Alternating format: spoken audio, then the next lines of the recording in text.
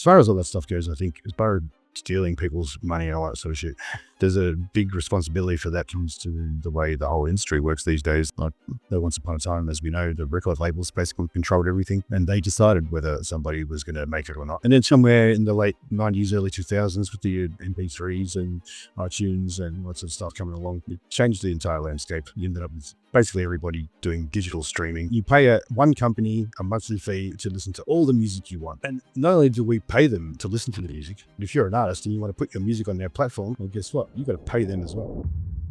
Hey everybody, it's Matt, AI DIY, the AI music guy. My website is aidiy.tech. This channel is all about AI music and the people who do AI music. Today I have Fenix, and if you're in this space at all, you know of Fenix.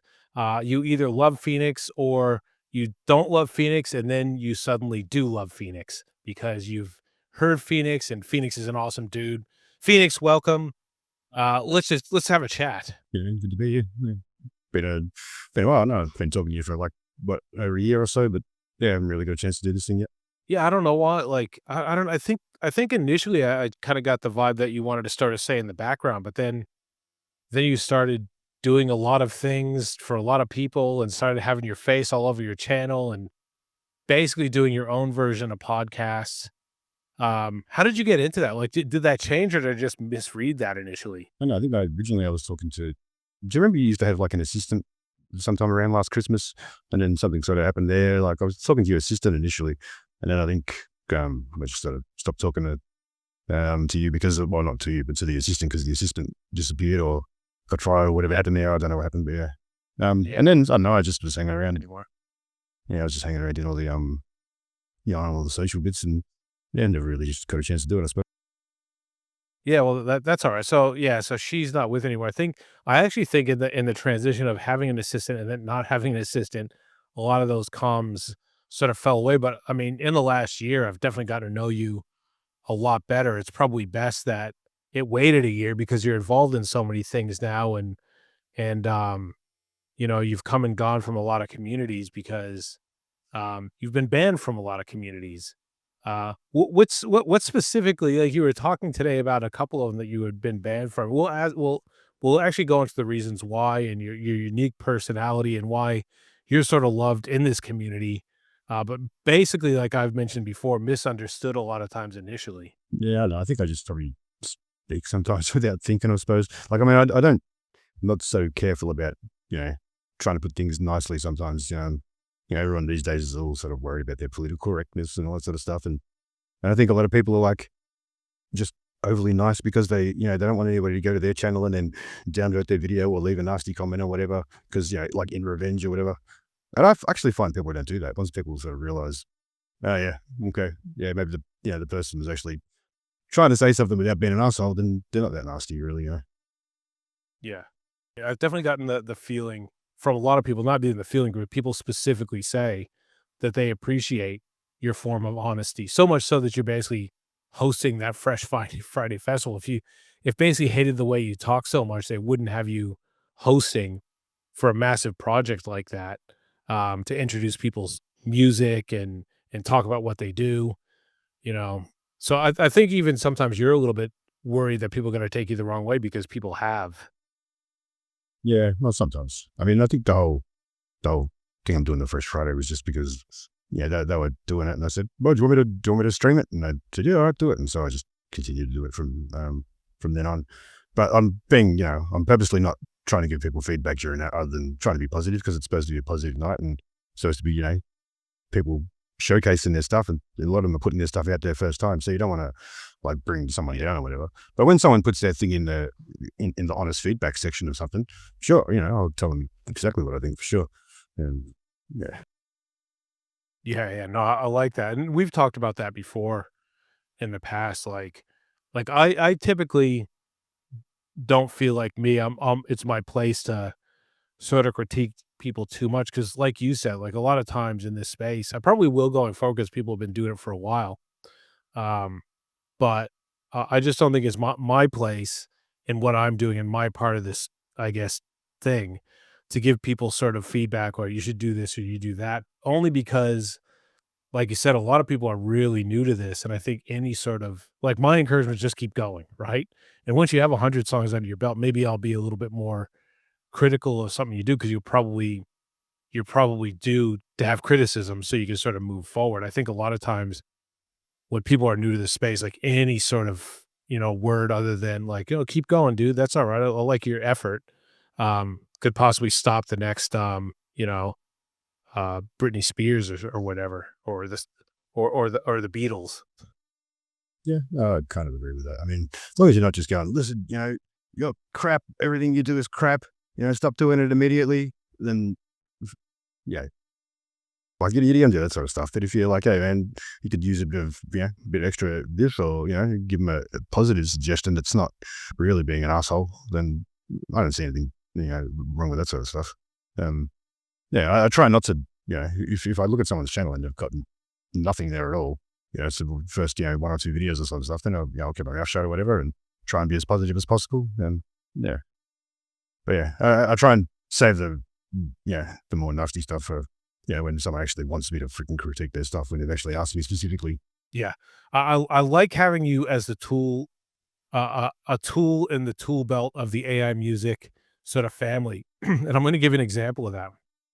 I'm going to keep this in mind always, right? There was someone that went onto one of my videos and they were bagging out everybody in the comment section. And I thought the bagging was like out of context. It was, who I'm talking about. I thought it was just bagging for the sake of bagging. I didn't think they raised like any valid points or anything like that. But I invited that person on, and they've basically yes and no and yes and no and yes and no. But I remember talking to you about this, I said I'm going to go in the comment section, and you said something to the effect of, "Don't be too much of an asshole. You're the good guy. Let me do that. That's my job." Yeah, well, pretty much. I mean, people kind of know me for being a little bit opinionated, so I figure, might as well embrace it a little bit. And if someone's got something to say to somebody who's one of my friends or whatever, then I'm going to go and say something to them. I don't, you don't need to get your bloody hands dirty or whatever. Yeah, no, I like that. I like that. Like the way I try to explain it is like Aussies love to refer themselves as like honest and in your corner and like true blue Aussies, and a lot of people, a lot of them here. Like I live in Australia too, and a lot of people don't hold up to what they say they are, which is that. And I've always found that you do. Like you're in people's corner, but if you have something to say, you're going to have something to say, and it's not because, you're inherently an asshole. It's because you're a really good dude, and you're just going to say what you have to say. I mean, most of the time, if you're saying something to people you like, look, the thing is, like, that attitude that you're talking about there, I think that's kind of like a more of an old school attitude. You know what I mean? Like, yeah, we definitely were a lot more like that, 50 years ago. And like somewhere in the 90s, things sort of changed and people started to become more, I don't know, more American, I suppose. Well, not American, but sort of like we started adopting those sort of values a bit. And it's got a lot to do with like media and, all the TV shows that were sort of coming here. And um, but yeah, I don't know. I'm sort of somewhere in between, I reckon. I'm sort of like in that weird in between generation where I sort of grew up just before the internet sort of started and sort of, yeah. So I don't know. I guess I still got some of the old school stuff going on, but yeah, also a bit of the new stuff. Yeah. Oh, look, I don't want to, dwell, drag on too much about your personality and all that stuff. I just wanted to get out of the way because I think you're a really cool dude, and I've always thought so. Um, but I know people when they talk about Phoenix, this or that, and they're not too sure. I just want people to know that you're a good dude, and you're there for people. And anytime in the discords when people are like, "Hey, I need something," you're there, right? And you don't even have to you don't even wait for people to ask, like, you saw that there was an issue with Udio that was coming up, and you resolved the problem without being asked, right? You made a video game for me to play, I never asked for, and I've tried, it's too hard, I can't play it, I'm trying really hard. And it's out on your website and things, so I just wanted people to know that and then sort of get into some of the other stuff that you're doing. Yeah, I don't know. I just like to tinker around and do stuff. And for another example, I think yesterday SHS was talking about he wanted to do some clone hero stuff, and he had a quick crack at it, and he was doing all right. And then I thought, oh yeah, I'll have a crack at that as well. And now I pretty much have like a browser version of the game running. So I don't know, probably by tomorrow, I'll probably drop that on the website and leave that, and people can play around with that if they want. But yeah, I don't know, I just see something, I'm like, all right, I'm gonna have a go at that. And then, yeah, if it works, it works. Doesn't, it doesn't. Yeah. So you're a developer, so you, More of a tinkerer, I'd say. so you're not a developer by trade. You just do No, this. I'm a print engineer. Wow. I didn't know that. I just thought you were a developer because all the developing work that you do. That's crazy. I'll do some stuff at work. Yeah, we have a lot of stuff's like managed by MySQL. I've been, tinkering around with basically an interface for running on the local infrastructure there, so we don't have to pay all the licensing fees for the per seat software at work. The workers can just basically open up a web browser and click what they have to click, and it sort of works without actually having to license the software again. So yeah, like we've got a bunch of sort of like factory employees, and they've got to produce stuff and mark off when it's done. But just to pay the ridiculous licensing fee just for one guy to mark off that his job's done is kind of silly. So yeah, I tinker around with stuff like that basically. Mhm. So you're used to breaking terms of service basically. Yeah, pretty much I suppose. Nice. Nice. So let me just ask, because I mentioned the Fresh Friday Festival and I'd like to plug it a little bit more. Um, so it's basically something that quite a few people in the community are running, and some well-known people in the community. Um, Tell me a bit about how you got involved in that project. Maybe talk about what it is for people that don't know. What it is, it's basically every Friday, where everybody will, well, not everybody. We have 15 slots or 14 slots basically. They're set 10 minutes apart.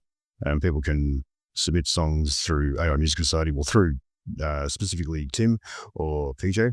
And then you get a time slot, and then everybody sort of gathers together and goes from premiere to premiere to premiere to sort of, give people a boost and encourage them, and, showcase their new videos. You sort of just, follow around the different premieres. And then I'd sort of like live stream it as well. And for those people who can't jump around in different places. And I don't know, it's just a good way to get everybody involved in something and, showcase everybody's new stuff. Yeah, and how long do you typically stream? So basically, I'll explain what I think it is. Is you start off the show as a host, you have a list of people who are going to premiere their songs, and like you said, is at a certain time slot, and you host the show. You'll talk a little bit, and then you'll say, "Okay, everybody, go to that channel. The show's just about the song just about to premiere," and then you'll get frustrated because that premiere is like a 2 minute countdown. So you have to talk through the 2 minute or get frustrated, and I guess probably assume that maybe that's the one off for the show. But then people come back, and then you go to premiere another song, and then it's like another 2 minutes for the wait time. Have I got it pretty much right? Pretty much, yeah. And the 2 minute thing, I think that's just more of a meme now. I think 'cause the first time I went around, because I'd done like that stand up, where I was talking about Fresh Friday, and in the stand up, I specifically said, "Oh, the people who have the 2 minutes are assholes." Oh, I'm only kidding. No, but really, you're a bunch of assholes. So now, every time somebody does a 2 minute thing, I intentionally go over there and just comment that they're assholes. I think everybody realizes, it's sort of just a bit of a tongue in cheek joke, but yeah, now they're all playing on it. So I think they all intentionally put it on 2 minutes just so I come over and say, "Yeah, fucking assholes." But yeah, I didn't even realize that. I missed that part of it. Yeah, I love that. yeah. So it's a bit of a shit stir. It just started off as from something else pretty much. Yeah. Are you basically gonna hack their channels of people that do that and shut them down with your tinkering? Oh, of course, that's exactly what's next. I'm gonna replace all their videos with pictures of assholes. Yeah. So thought you were gonna say with bitches. I was like, God damn it. Nice.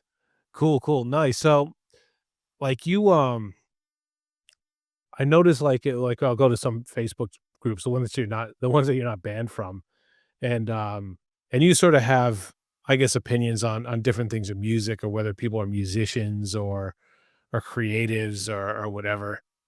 Do you feel comfortable talking about that? Yeah, man, you ask me whatever you want, like, yeah. So Yeah, yeah. Well, go ahead. Well, so what's your opinion? If people come in, what is your view on people in this space And because I always think like the way you describe like your point of view is typically fair. Like sometimes I'll agree with you and sometimes I won't, but I'll go, no, the way he makes the point is fair. So some people will say, I'm an artist, and some people agree, or they'll say you're shit. You don't produce anything. You're not an artist. You're not creative. You're a theft. I'm a musician. I think you particularly don't think people are musicians, and I believe that you play instruments or you have been for a while. Yeah, I play guitar. Sing a little bit, rap a little bit. Tinker with the freaking MIDI keyboard and MIDI stuff. But I'm not an expert or anything like that. I'm qualified as an audio engineer, which I've done that years ago when basically back when we were all teenagers and we were all starting various bands and various little rap groups and all that sort of stuff. And we always needed somebody to do it. So, I thought, all right, fine, me, I'll do it. And actually, there was four of us who got all qualified together at the same time. So, and then, obviously we didn't do much with it, and we just tinker around and do stuff over the years. And every now and then we've done a little bit of stuff during COVID, actually. We've done 3 tracks basically. And that was, before the whole AI sort of stuff. And then we didn't do anything after that for a while. As far as how, like, whether people are musicians or whatever, I think that definition is constantly changing, right? People will say, oh, you've got to be able to read sheet music and you have to be able to play a specific old school instrument. And I don't necessarily think that's true, but I also don't think that somebody who just types, make me a pop song about love and presses generate they're not a musician either, you know what I mean? I think if you can use the tools, and that doesn't matter whether they're AI tools or whether they're your DAW or you play MIDI sequencer or your guitar or whatever. If you can use the tools to produce a consistent musical output that's intentional, then you can probably class yourself as a musician, I reckon. But I think people in this space, especially the ones who are like multifaceted, like, because people aren't just making songs, and there is a crap load of people out there who are just making a track, again, one button, quick, done, upload it to DistroKid. Oh yeah, I want to be the next Justin Bieber, Britney Spears, whatever. Yeah, those people are delusional, and they're definitely not musicians, and they're definitely not even really creatives, as far as I'm concerned, actually. But then you've got other people who, they'll produce, they might produce a bunch of junk tracks during the week just for fun or whatever, but they're always doing, some masterpiece as well. They've got some artsy thing going on, some, mega project that's in the works as well. And then, those people I think are probably more musicians, probably more, I like the term creative director, because I like to liken it to Hollywood a bit, because they're creating characters, they're creating worlds, they're creating just this entire existing thing that wouldn't be around without them. So, if they're not musicians, what are they? People say they're not musicians, people say they're not producers, but they are producing stuff, they are making music. A lot of the time they're doing visuals. And what's that most like? Hollywood, I reckon, really, isn't it? I agree. Like it, and like I think sometimes we get probably too hung up on that stuff anyway. Like I definitely think it'd be hard for people that it'd be hard for people if they actually are honest and they actually look at what people do to basically say you're not an artist. Like to say that to see what people do, like they're creative. It's not like people say, "Oh, you just use AI; it does all the work." It's like I've been thinking recently. I've been mentioning this a few times recently. Like it's not like I wake up in my email, ChatGPT or Suno or whatever send me a whole bunch of songs, and that's what I publish with no input from me whatsoever, or no creative ideas or anything. Like people always say, like, if you can tape a banana to a piece of canvas and all of a sudden you're an artist, then surely me who spends 3 days piecing together an AI song and then another, week putting a video together, I'm some kind of creative, you know? Well, to me, you definitely be an artist. Like, the whole art terms, the whole different kettle of fish, I suppose, especially when you do, like, refer to that banana tape to the wall and other similar projects that you've seen over the years where it's just like, what the hell? Um, yeah, he doesn't got a point with that. Um, the other thing I think is sorry. The other thing is I think people go on about the fake bands and the fake characters and all that sort of stuff. And I don't mind that. You've got to have something like that. And again, I liken that to Hollywood. I don't see people getting the shits up that what's his name? No, that when the guy who plays Wolverine turns up to collect his award, he's not actually Wolverine. They're not upset that he's an actor. You know what I mean? Things like that. So why should they be upset that, say, Tim turns up to collect some sort of award for Alice? You know what I mean? But at the same time, you got to be honest. I don't like those bands like the Velvet Sunshine, for example, who just completely misrepresented themselves. Yeah, that sort of gets people's hopes up and gives them like a false representation. If it's an act, you say it's an act. You know what I mean? Yeah, that's just the way I see it anyway. Yeah. No, good. I'll slightly disagree with you too, because like I was talking to someone specifically about this about an hour ago, someone known in the community, and that person, made it clear to someone that they weren't two chicks, and it's a dude, right? And someone was very upset by that, and wants it to be clear that they're not trying to pretend to be that. It's a characters. And I said, yeah, we have 4 words in my house. So we always say in my house, there's 4 words. If you just say 4 words and you wonder what those 4 words are, the answer is people are stupid. That's what we're implying. People are stupid. We say, hey, 4 words. If you don't want to say this, so that person's stupid. We say 4 words, right? And they're implying that. And the reason I say that is because Daft Punk are out there pretending to be robots, but nobody sits there and goes, "Oh my god, I'm so disillusioned that they're not really robots," right? Like, people in art play characters all the time. Like, I watch you'd be amazed. I don't know if you ever seen, like, any of the Marvel movies or anything like that, but I it yeah. Spider-Man's not real. Iron Man is not real. He's a character that's being played. There's no actual suit of armor or anything like that. So I just think it's like, I think people do personas. Like they do personas. They that's their artistic expression. And I think I answered on a Facebook post earlier today. Someone said you definitely should answer. You should definitely label stuff as AI because otherwise you're fake or whenever you're what do you say? You're eh, whatever the word. I can't think of the word. Um, and I just say that's fine as long as anybody who creates anything at all, like your accountant has to mention the accounting software that he uses. And, if you are using a keyboard, you have to say what brand. And, if you're producing drums off the keyboard, you have to say that. That's how I feel. Like, but I don't invalidate your opinion either. Like, that's just the way I feel on that. It's like, where's it stop? But the difference I see there is, it's like when it comes to your Marvel characters, for example, everybody knows it's an act. Everybody knows the actors. Everybody knows when they watch that show that is all completely fake. If you're listening to or watching a film clip of some hot chick and listening to her voice and you're hypnotized by it and you're like, wow, she's hot. This is amazing. I've got a crush on this girl now. Oh yeah, this is awesome. I'm going to check out all her tracks. And then after a week of like being, wow, hot, she's hot. This is awesome. I love this chick. I want to see her concert.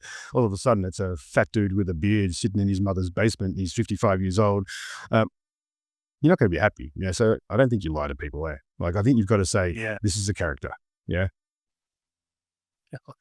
Yeah, I guess there's all kinds of crazy examples you could do, but I remember like back in the 80s, I had a poster of Poison the band on my wall. I've mentioned this previously. And a certain person in my family would go by my door all the time. And a year later, realized that Poison was a bunch of dudes and Brett Michaels wasn't a hot chick. And said, "Oh my God, that's so wrong. I've been basically pining over that hot chick and just found out it was a dude. And I thought it was a really hot chick." But, Poison never put on their posters, "We're a bunch of dudes." That illusion was left there. Yeah. But they didn't say we're a bunch of chicks either. You know, they just said, this is us. We're a hair metal band. This is what we look like. They're not sitting there going, hi guys, it's me. I'm Sarah. Look at my boobs. It's like, yeah. Yeah, and we could go on and on to that one for there's always the crazy examples you can bring into anything. Um, and to justify my position, I probably have a whole bunch more, right? Let's not let's talk about my example that I was about to give you now, but I almost just basically lost all my monetization. I think the one I do remember was when I first was like, okay, I can't do this.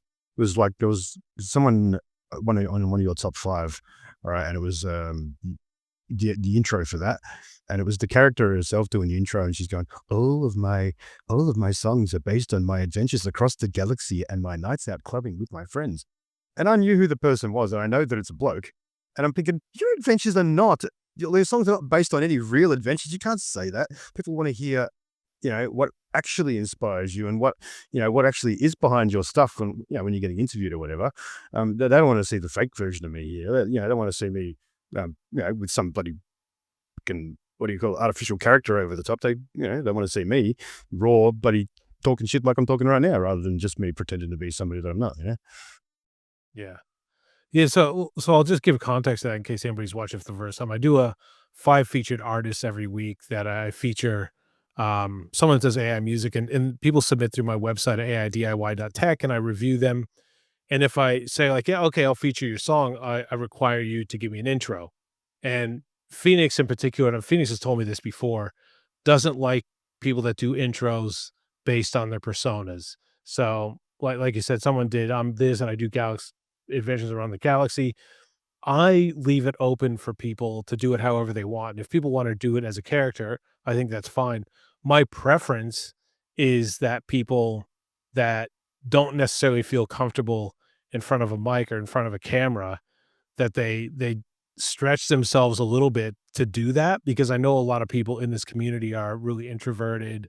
A lot of people are really broken, but I don't require that, because I know in some cases, like, people don't feel comfortable using the AI tools to produce a video with an avatar. So I think that's really cool if someone goes, "I don't know how, but for this intro, I'm gonna go ahead and use use HeyGen or whatever, or Kling or whatever to produce a character to do it." And then basically they've gotten past that whatever barrier they have, and now they have that under their tool belt. So I like you, like, I get a little bit teary sometimes when I know it's a really shy person that goes in front of the camera and introduces their song or the channel, and they overcome, what it is that like that gets me in the heartstring things. But I also leave space for people that do the other thing. I'm not against it, but I do have the same preference that you do.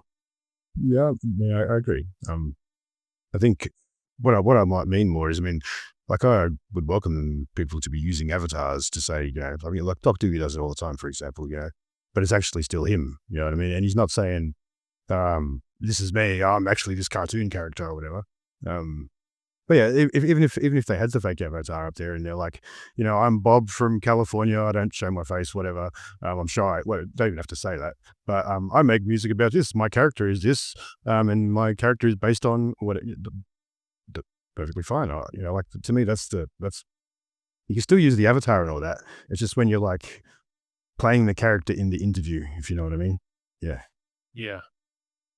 Well, let me ask you this. Would you rather, because I'll give you a crazy hypothetical, and you have to be honest about this. Would you rather an intro done by Tim or Alice Tanner? Interesting. I would like. I would actually like to see Tim do something like that. But at the same time, even if it was Alice saying, I don't know how Alice would do it as herself. Has she actually done one on your channel yet, or?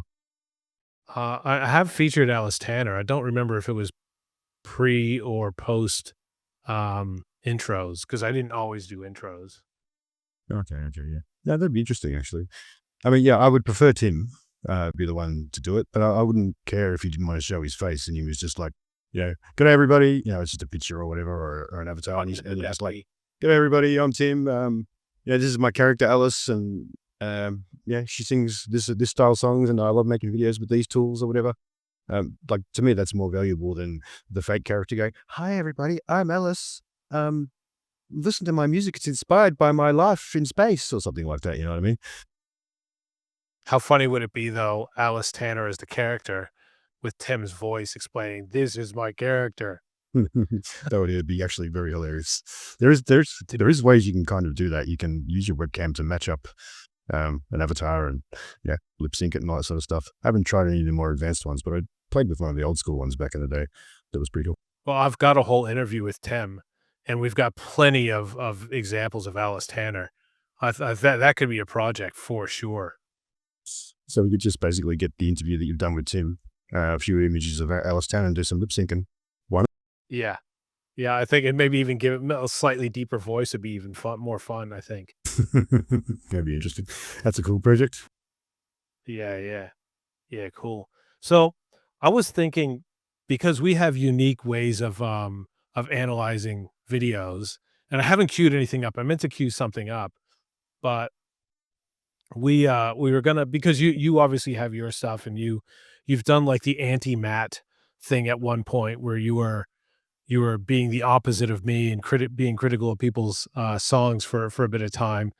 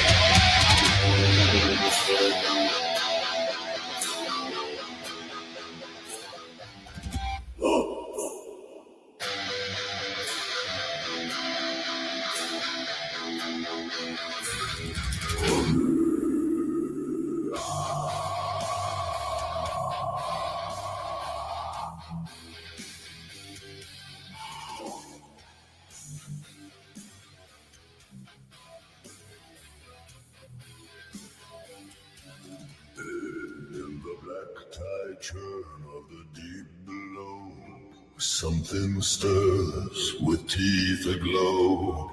Raise your horns to the currents dark. We summon now the children of the shark. Come, come,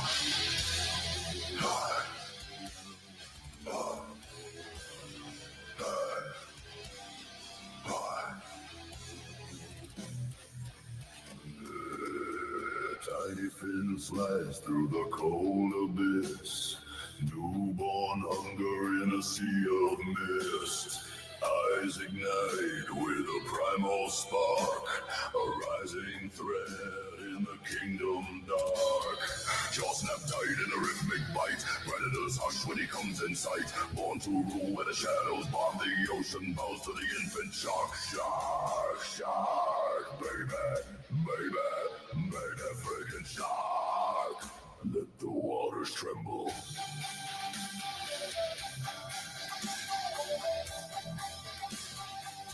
Let the waters tremble.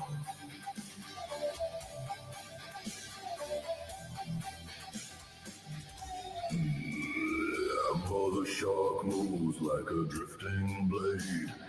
Guardian wrath in the water she's made. Echoes thunder when her shadow falls.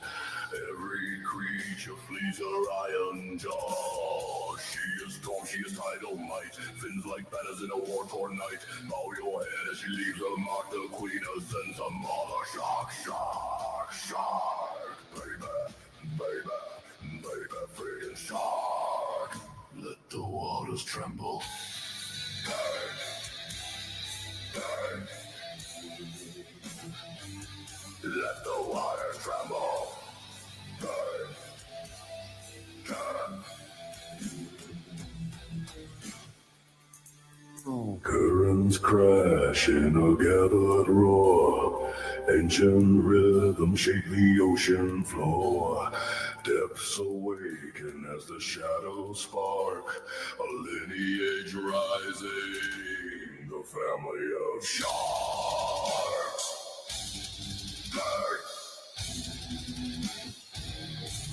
Yeah. Burn. Burn. Mother shark roars through the turning tide. Warden of the deep where the strong reside. Starting mighty titan of the reef.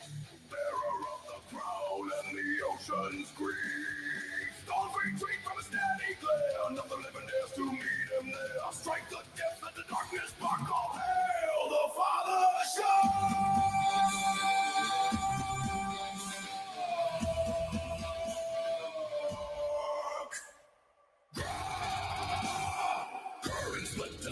others rise.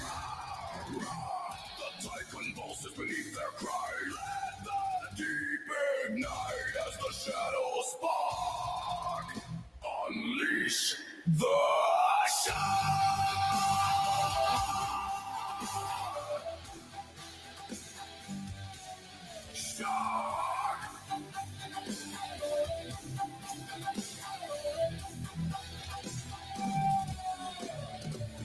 Shark, shark, baby,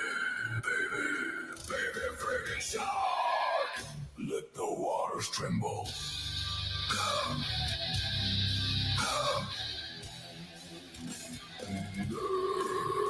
In the crushing dark where the cold sleep, three shadows glide with a vow to keep. Family forged in a world so stark. Baby, mother, father,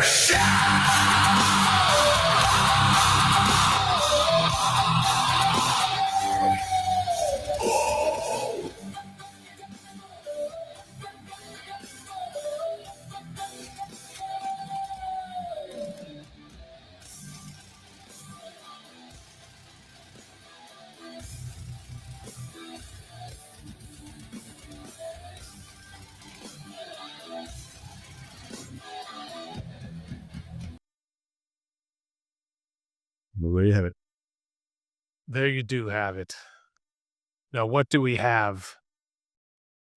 What do we have? We have Jaws at the start. Do do do do do do do do, and then we have the Baby Shark sample. Do do do do do do do do do do. So I don't know whether he sampled those two directly or whatever. But yeah, he's used those in there obviously.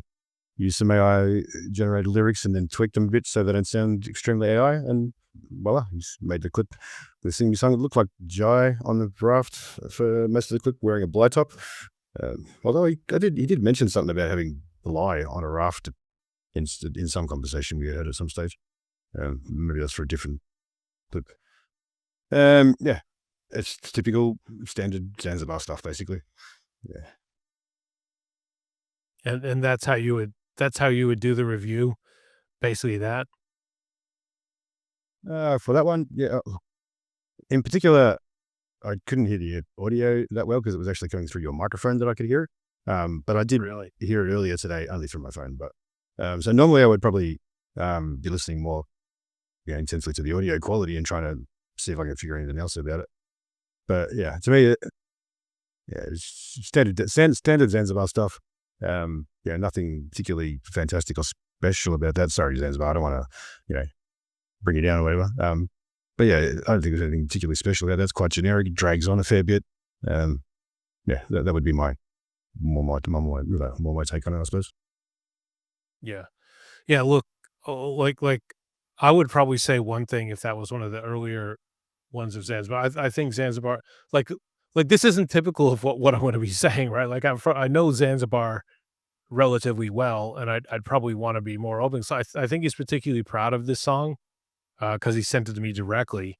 But like I understand what he was going for, and it was kind of cool how he incorporated, like you said, the sampling of Baby Shark, it's like the fun of it is the irony, right? Because like Baby Shark is like this cute, beautiful thing, and this is like metalcore and massively basically humans having sex with fish.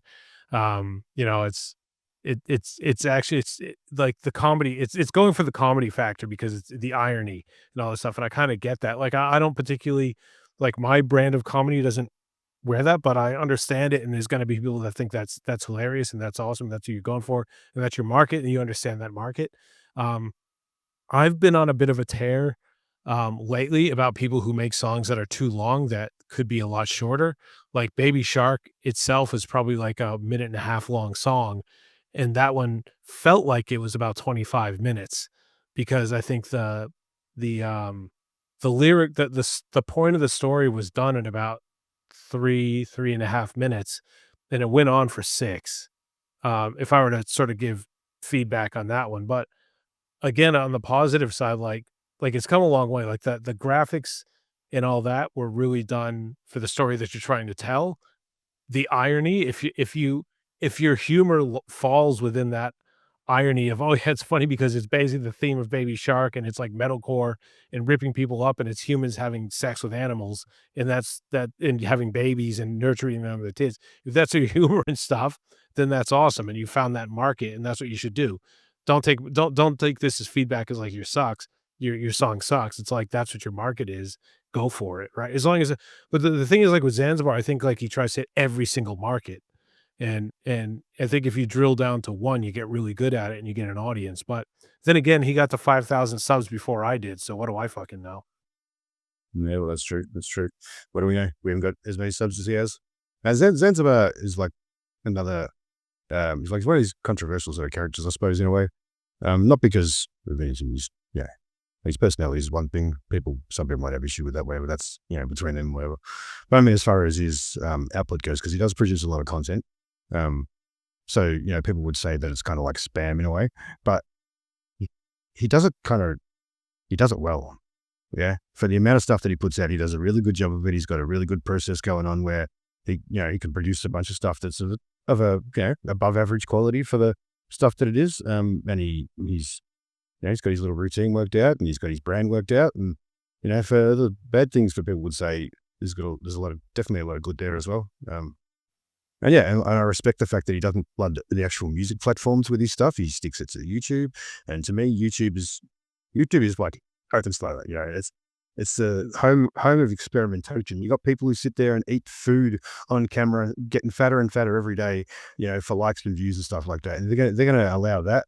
And all the other garbage content that they have on YouTube, people can't complain about people putting in effort and making, decent quality content. Like, it's not, I've seen a hell of a lot worse, and people brag about how great they are and how great their stuff is. And Zanzibar will beat them in 2 seconds flat with one of his, spam sort of songs. You know what I mean? Like, he's quickly made songs. I mean, I'm not trying to offend the guy or anything. Like, yeah. No, that's a good point because that's a thing that people complain about all the time, and they either do it as like a direct they either do it as a direct dig or an indirect dig, with the quantity of music that goes out on the music platforms. They either say like, there's been more songs produced in the last year and put on Spotify than all of human existence before then. And they're saying it as a dig, or people will directly say, all your stuff is shit. Stop spamming our platforms. We can't make money. It's your fault. We're not making money. And that's a good point. Like everything you said about Zanzibar there too, like, and he's quite adamant about, and this is not a show to talk about Zanzibar. It's it's a cool segment of this podcast about how like me and Phoenix like to talk to each other about the AI music space and how ideas bouncing off other people do and whether you should mimic that or what's the good and what's the bad. And I agree, like it's good, like, and especially what you say about YouTube and other platforms. Like literally, I saw I saw one today with someone's stolen valor. Like, they had, like, a fake camo thing on, and they walked up to, like, Wendy's or whatever, American Wendy's, not Australian Wendy's, um, and they went up and they go, "Hi, I'm in the military. Do you have a military discount?" And someone goes, "You're not in the military. You're stealing their valor," and is ripping their shirt off, and it's like, he wasn't pretending. You're holding a camera. It's a big act. There's no value whatsoever, but you have 1,000,000 views. Like, this is just bullshit, and you allow that. Yeah, that's basically clickbait. There's a lot of that sort of content. I mean, the other one I see commonly is it will be like a fake bus or a fake plane, and the passengers will be arguing or whatever. Well, you've seen there's another guy who constantly has these doorbell videos where he's turning up for a date with some chick and she'll be like blind or something unexpected, and he'll be cool with it. Or he's got another one where he's doing a webcam, he's doing a thing like this, and his girlfriend's in the background, and he's like, "Hey, that's Hannah, that's my girlfriend." And it's not. It's a adopted lost twin sister. And it's all for drama. It's all fake. And people constantly getting fooled by that sort of stuff. I don't really see the difference between that stuff and people making videos with AI or whatever, or music with AI or whatever. You know what I mean? It's the same sort of stuff in a way, I guess. Yeah.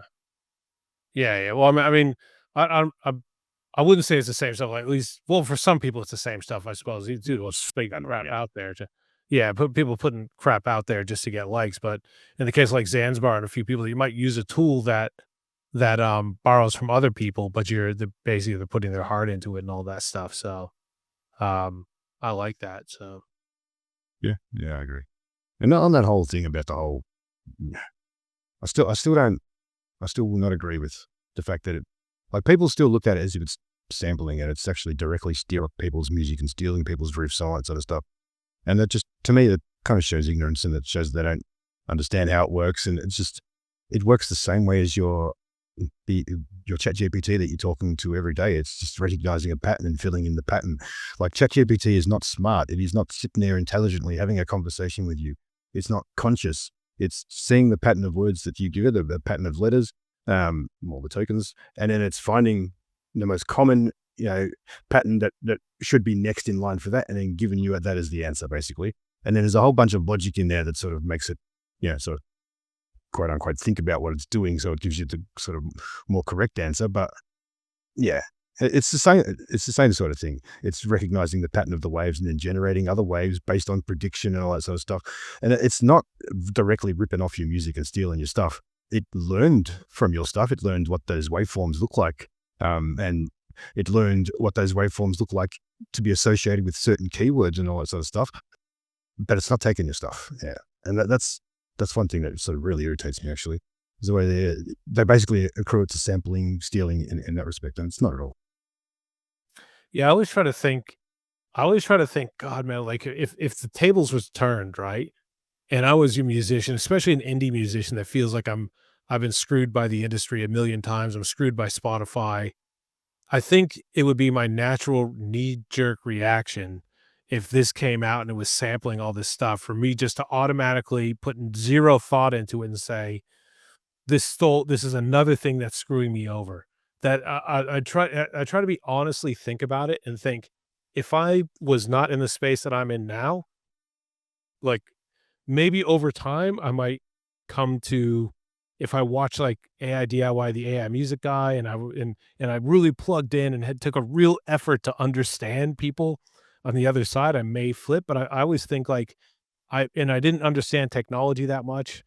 I would probably mimic other people that are feeling the same way and say, this is all theft and this is bullshit and you're not making anything and you've stolen from me and I want my money.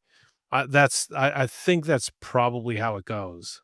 Yeah, I agree. I mean, as far as all that stuff goes, I think as far as stealing people's money and all that sort of shit, there's a big responsibility for that comes to the way the whole industry works these days. Like, so once upon a time, as we know, the record labels basically controlled everything. And they decided whether somebody was going to make it or not. They would sign them and they would promote the hell out of them. And then somewhere in the late 90s, early 2000s, with the MP3s and iTunes and all that sort of stuff coming along, it changed the entire landscape. You ended up with basically everybody doing digital streaming, and they're doing digital stream. They don't buy albums anymore. You don't buy anybody's CD. You don't buy their album digitally. Some people still do things like that, but not very often. But you pay one company a monthly fee to listen to all the music you want. And not only do we pay them to listen to the music, but if you're an artist and you want to put your music on their platform, well, guess what? You got to pay them as well. All right. So they have this ridiculous monopoly where it's pay to play, so pay to get your music played, and then pay to listen. So they just get all this freaking money thrown at them for nothing, and they don't have to pay out anybody. We've seen they do. They're supposed to pay out people, but we've seen the controversy with how much they do pay out versus sort of how much people get for streams and that sort of stuff. And I think it's kind of greed that's kind of killed the industry. There was no motivation there for them to stop the flood of these AI artists, right? If previously, if there was, 100,000 people trying to submit a song, they'd have to go, whoa, we need to check all these songs one by one and see if they're any good. But now those 100,000 people who are trying to put a song out there are now going, yeah, man, I'll give you $10. Yeah, you put my song out there. And so they're like, yeah, we'll take the money and we'll put your song on the platform, whatever. They don't care. They just get the money. And that's to me, that's what's killed the industry, those platforms. It looks to me a little bit like the record labels, with all this want to deal with studio, with Suno and Udio and UMG. That's partially, I think, the labels trying to claw their way back, not only from the loss of what they've got from from AI recently. But I reckon they lost out a long time ago when digital music took over. They sort of started to have to take a back seat to these other platforms. They now control it. I mean, they still had the music, the movies and the other entertainment sort of industry where they were still doing contracts for TV shows and all that sort of stuff. But they lost a hell of a lot of their market, that's for sure. Yeah. Yeah. Well, you just think like with those platforms like Spotify and all that stuff, like what do they actually do other than provide a platform? Like it's just the service. But I guess it's like any SaaS product. Like you find out what the need is, and I guess people needed to stop having a. I guess like with iPods, whenever you get sick of downloading all your stuff to the iPod, and then it filling up, you've got so much space, and like when you're looking to develop an application, you think what need is out there, how can I fix that need? If it fixes, do people that I'm selling it to have money, and will they keep paying me for it, right? And especially if you're talking about like recurring revenue, and Spotify really catches all that. So the problem, I guess, was like I said, people don't want to keep downloading stuff through iTunes anymore and whacking it on their iPod. And then it gets filled. You got to buy it, but then you got to buy a new iPod every time it's outdated because you need bigger space and you want to have more songs. So Spotify fills that need, but there's a cost to it. And that cost is artists are going to get paid fuck all because, you're not buying individual songs anymore like you had to with iTunes and all that.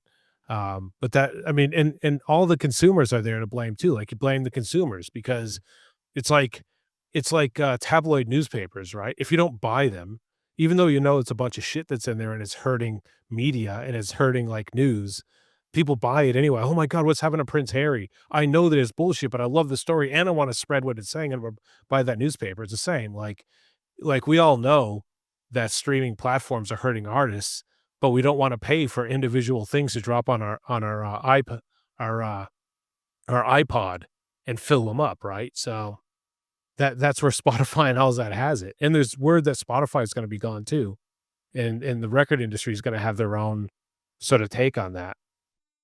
Well, I think that's what they're trying to do as far as by taking these platforms. Apparently, I think, is it UMG? UMG, I think we're also running around buying a lot of small indie platforms as well at some stage. So, I mean, look, that's their business. They want to, they want to keep doing what they do and keep making their money. They got to figure out ways to do that and ways to stay ahead. You can't sort of be angry at them for doing it, but at the same time, it does quite often hurt other people. But I think the real issue is these other platforms where they're not paying people enough for the streams, things like that. Yeah. Yeah. Well, like you're a business, you can't give it away. Like, I mean, Suno is a good example of that, right? Suno has a shit ton of money, and that's why they're the best product. Like you and me have both been trolling through like different platforms to see what's next after Suno if Suno goes the way of Udio. Like we've talked about it, like what's open source, what open source, and this stuff that you sent me, the outputs from the open source, and the outputs I've seen in that open source, and what you can do with it's not even close to Suno. Suno's a company that's valued at what $2.5 billion or something like that. And don't get me wrong, like I was talking to Crystal, Miss Crystal the other day, and so I kind of wish I pushed back a little bit on this, but whatever, it was a good conversation where she said, they should be able to pay the artist a certain amount of royalties because it's a $2.5 billion valued company.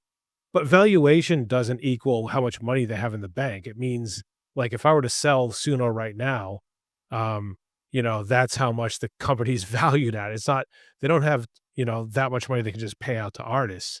And, companies like Spotify, they're really good because they're super funny because they put back into it and they can develop it and all that. And the way they have money is they pay artists the least amount of money they can possibly pay so they can develop their applications, so they can develop their application more, they can pay the people that invested.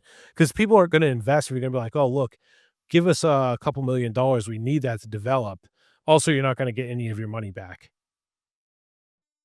Yeah, well, this is true. Yeah. Hey, you got to spend money to make money, I suppose. Yeah. Well, one thing I want to talk about as we wrap it up here. So you are based in Melbourne, Australia. I'm based in the Gold Coast, Australia, a 2-hour flight away. I used to live in Melbourne until 6 months ago. So I know roughly where you live. Now, you have that, as you can see, sweet ass studio set up over there. I'm going to be in Melbourne for a couple weeks, starting next week. And we've talked about we can catch up. What do you want that to look like? Am I crashing it? Am I going to go to your place? We're going to set up in your studio and talk shit, or do the Fresh Friday Festival together, or you are saying there's something else that you might have planned as well. I don't know. I'm not really sure. I was thinking when you first sort of said it, and you were like talking about how you had got that microphone that you were going to be able to take out and go and ask people questions and stuff. Oh And I think I saw you do a thing with that the other day. Yeah. Now I thought what actually would be cool would be able to actually talk to some musicians that are actually out performing and people that are in the live music space, and talk to them while listening to my bands and say, hey, what do you think of AI music, and get their reaction, all that sort of stuff. Where you have to be careful, exactly who you ask. Someone might have a bad reaction after they had a few beers and Well, I have take a few swings, but it's all good. Yeah, you're with me, so it's not a big deal. well, I'll be holding the camera, see, and the cameraman's invincible apparently. Yeah, well, that's true. Maybe we'll reverse that. No, I don't mind that. Like, that's way out of my comfort level, my comfort zone to be out on the street and ask people questions. Hey, hit that mute thing. Yeah, it's out of my comfort zone to go out on the street, but it's something I've been wanting to push those boundaries for a while. Jay the Poet in particular wants me to get out there, and do that. Actually, when I interviewed him, I said that's his thing that I would like to do, and he's been pushing me since. But yeah, I mean, we don't necessarily have to go to Frankston to do that, right? We can go to like South Yarra or something like that, or Well, Leyland or probably something. just jump in the city somewhere, probably the easiest place. When you do come to Melbourne, where are you sort of based? I'll be in the eastern, so I'll be around the Ringwood area. Okay, yeah. So it's pretty easy to sort of get into the city from Ringwood, and I can get to the city from here pretty easily. So, I'd probably just meet in the city. We'll figure out something. I'll look at, or I can't look at events. I have to get one of my friends to look up all the events at the moment. But yeah. What if we go out in front of the SB? What if we go out in front of the SB? Like, because they got like, Is there where someone goes? I thought it was gone. is it gone? I thought they updated it. Well, last I heard, they were getting rid of it, but they could have just changed their minds completely and updated it. But yeah, that's where a lot of my friends used to go when we were early 20s. Yeah, when I was in my 30s and crashing on a Friday, we'd always end up there. But that's a fantastic place to go. There's been some pretty big names that have been there. So if that's there, I mean, St. Kilda at night with a microphone. I mean, I don't know, maybe like it's probably more like dark places. Yeah, maybe. We'll see. I always say St. Kilda's two different places. St. Kilda during the day and St. Kilda at night. Yeah, that's it. Well, I mean, you don't necessarily have to pull any of the stuff out until you actually want to ask questions. That's like you'd be running around with a giant,